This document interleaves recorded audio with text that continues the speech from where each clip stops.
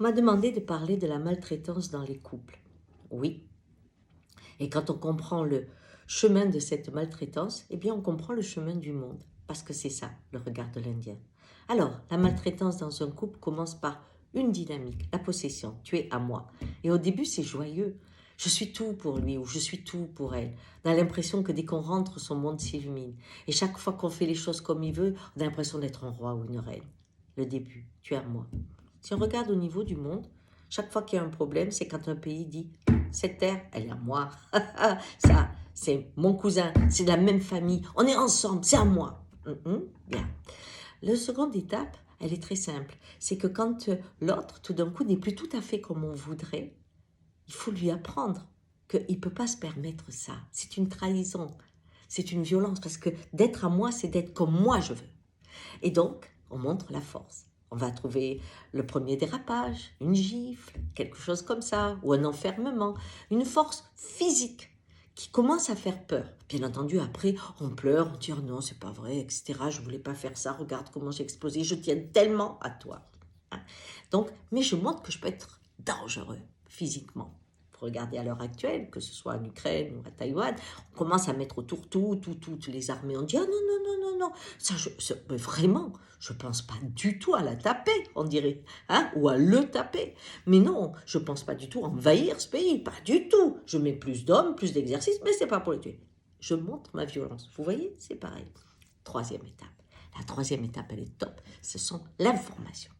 Il faut que je mette à l'homme ou à la femme que je piège, il faut que je l'isole. Donc la première chose, je commence à mentir sur les uns, sur les autres, faire en sorte que tout le monde s'en aille. Ensuite, je mets la loi. C'est-à-dire que s'il avait envie de partir ou si elle avait envie de fuir, il faut lui expliquer que la loi, de l'autre côté, c'est pas la mienne. Et que si elle s'en va, si elle porte à la justice ce que je lui fais, eh bien elle s'en sortira pas ou il s'en sortira pas. Pourquoi ?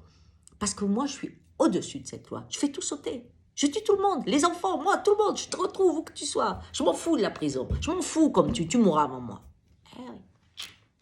L'information est transformée de telle façon que on pense que la personne, quand elle le vit, est isolée. Pour regarder actuellement l'Ukraine, blabla, blabla. Mais non, je ne fais pas la guerre, je protège mes frontières, vous comprenez bien. Mais non, je suis partie prenante avec le monde, je parle avec le monde, mais j'ai ma loi. Et votre loi ne s'applique pas à moi. Et je pense que je fais savoir ainsi au peuple que ils ne peuvent compter que sur eux parce que moi, je n'applique pas la loi des autres. Et enfin, la dernière étape, qu'est-ce qui fait que ça tient ? Eh bien, ça tient parce que l'extérieur, dans le couple, ce qu'il voit, c'est quelqu'un de charismatique. Là, vous me dire non, non, non. Mais le charisme, c'est quelqu'un qui vous épate, vous fait peur en même temps. Parce qu'il peut transgresser les lois que lui-même impose aux autres. C'est ça le charisme. Vous dites, ah, il est génial, mais il est fou. C'est-à-dire, il peut ne pas obéir aux contingences de l'humain. Et quand on a quelqu'un qui n'est pas brillant, mais qui est violent, on va dire, il est fou, fais attention. Il n'a pas les limites de l'humain. Et c'est ça qui fait le charisme. Et quand vous regardez ces présidents, c'est la même chose. Ils se prennent pour Dieu. Ils sont là avec des grandes tables, avec des palais qui n'en finissent plus, eux tout petits, hein, mais ils sont des dieux.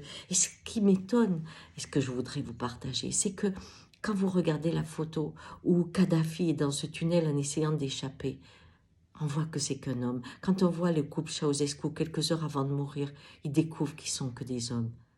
Même Saddam Hussein, épuisé, devient qu'un homme.